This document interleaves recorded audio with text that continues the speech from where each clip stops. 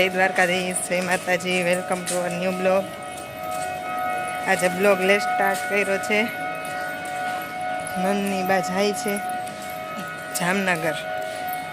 હવે 2 દિવસ અમે બે નોખા પડી જશું। જોઈએ હવે શું થાય। સોમવાર આવી જશે ને તો વાંધો નહીં। બાકી 2 દિવસ તો વનરાજ નહીં ગમે। વનરાજ કહેતો હતો એના કાકીને કે તમે ન જાઓ, એમ કહેતો હતો વનરાજ। એના કાકા ગયા છે ઓફિસે, અમે સ્ટેશને મૂકવા આવ્યા છીએ। નાની બા જાય છે, ફાઇનલી ટ્રેન આવી ગઈ છે। સોમવારે મળશું। હાલો એમને બેસાડી દઈ। ટ્રેનમાં બેસી ગયા છે, બસ ટ્રેન ઉપડે છે। વનરાજભાઈને જોવો તમે, અને કાકી યારે જવું છે એમ કે ટ્રેન આવતી હોય ને ત્યારે એમને। હેલો મિત્રો, સાંજ પડી ગઈ છે। રાઠોડ સાહેબ આવી ગયા છે, વનરાજભાઈ ઉઠી ગયા છે, વનરાજના કાકા પણ આવી ગયા છે। બધા બેઠા છે, બધા પોતપોતાનું કામ કરે છે। ટૂંકમાં હું મારા વિડીયો બનાવું છું, વનરાજભાઈ રમે છે, એમના કાકા અને પપ્પા એમનું કંઈક કામ કરે છે, ગાડીમાં કંઈક કરે છે। બધા પોતપોતાની રીતે પોતપોતાનું કામ કરે છે। અને કાકી જામનગર ગયા છે। વનરાજભાઈને એના કાકીની બહુ યાદ આવે છે। બંને ભાઈઓ કંઈક કરે છે કારમાં, જોઈ રહ્યા છો। વનરાજ અંદર ગાડીમાં બેઠો છે, જો દેખાય છે તમને।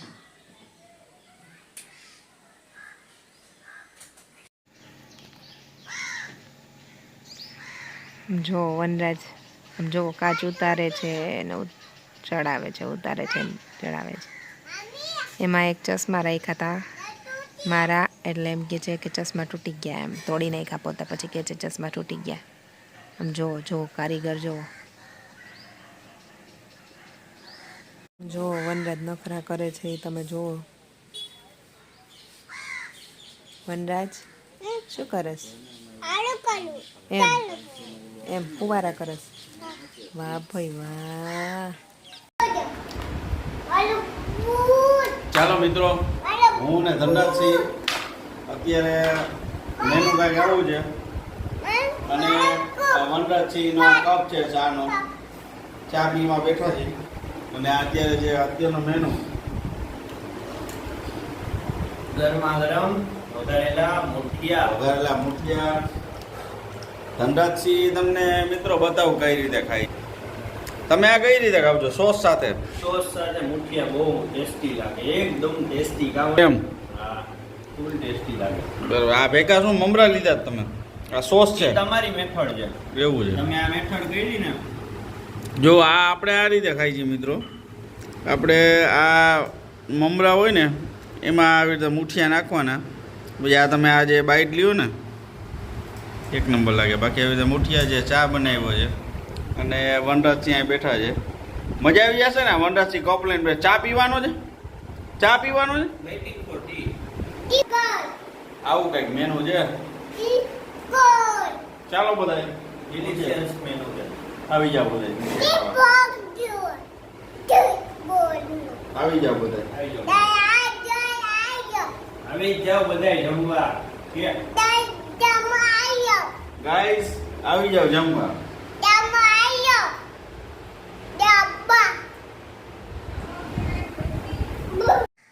સારું મિત્રો, તો ફરી મળીશું નવા બ્લોગમાં। ત્યાં સુધી બધાને જય દ્વારકાધીશ, જય માતાજી। મિત્રો જે લોકો અમારા બ્લોગમાં પહેલી વાર આવ્યા હોય તને સબસ્ક્રાઈબ ન કર્યું હોય તો સબસ્ક્રાઈબ કરવાનું ભૂલતા નહીં। અને જે લોકો અમારા બ્લોગ કન્ટિન્યુઅસ અને નિયમિત જોવો છો એ લોકો લાઈક એન્ડ શેર કરવાનું ભૂલતા નહીં।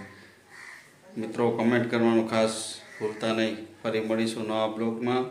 ત્યાં સુધી બધાને જય દ્વારકાધીશ, જય માતાજી।